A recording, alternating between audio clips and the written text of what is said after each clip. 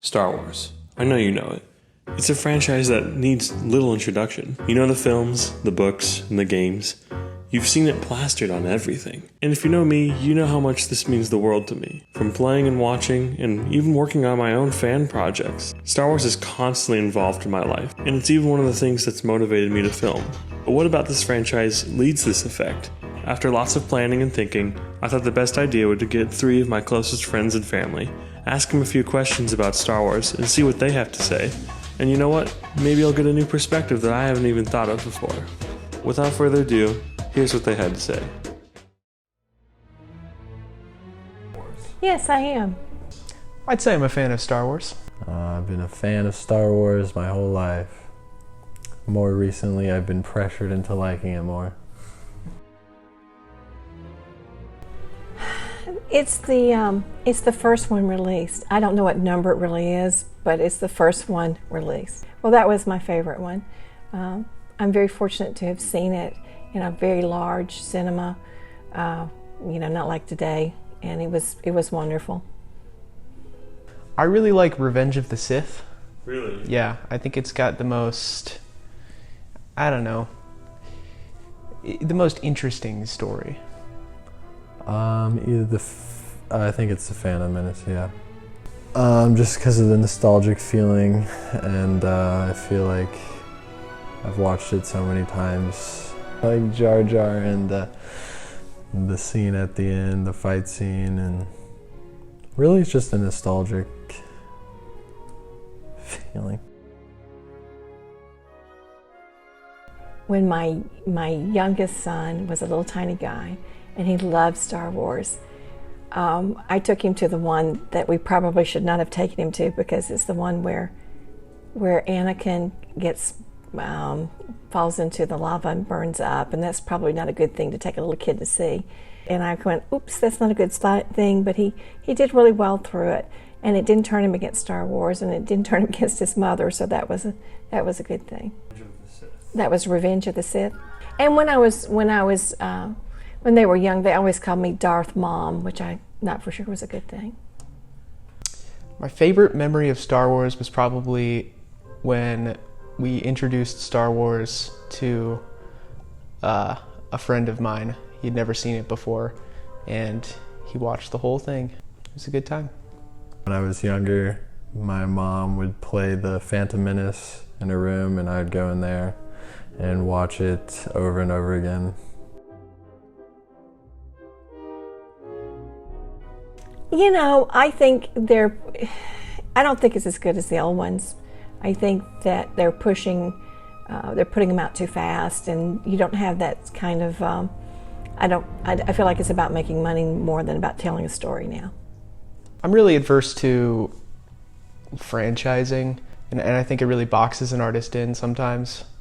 I get bored of seeing the same set pieces and stuff.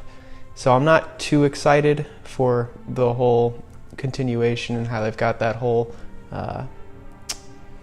schedule planned out of movies to release and series. I don't know, I think people attach their opinions too heavily to like pieces of fiction, especially ones that they like grew up with. It's just a sequel. Like, it may have been bad or whatever, however you feel about it, but like, it's no reason to send death threats to people. The newer ones I'm not a huge fan of. I feel like they're kind of just shooting them out. I would like to see this, and this is going to sound really weird, I'd like to see the story come to an end, some sort of conclusion.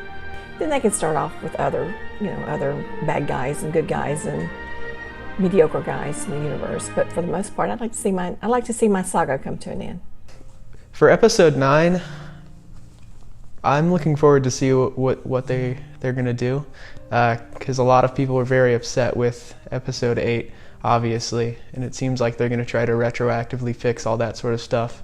So I'm more interested to see how they're going to damage control in episode 9. And I'm looking forward to The Mandalorian. I think that'll be really cool. I think Boba Fett's a cool character that I mean, other than in the extended universe, I don't know of any media surrounding him. You know, I think they've done a very good job of adding bits and pieces to everything. You know, there's diversity. Women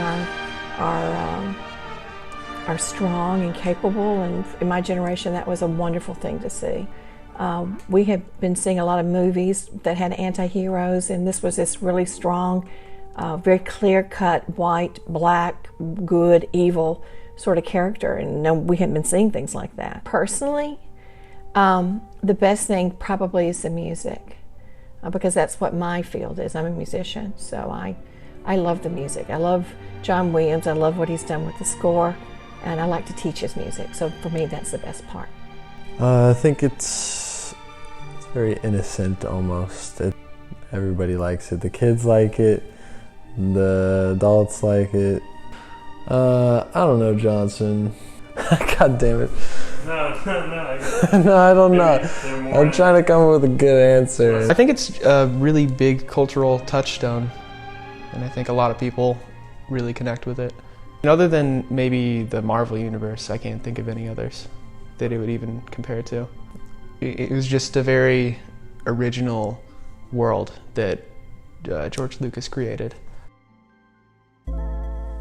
As you can see, there's a variety of viewpoints and appreciation for this growing franchise now spanning over 40 years. And ultimately, I think that's what draws people in. You can be who you are and like what you want from this franchise. Young or old, new fan or a longtime fan for years. Regardless of how one might feel about it, or what future decisions are made for the franchise, I know I'm happy to have Star Wars in my life. And I look forward to maybe even one day being involved in making any of the films. Who knows? Either way, thank you for taking the time to watch, and may the Force be with you.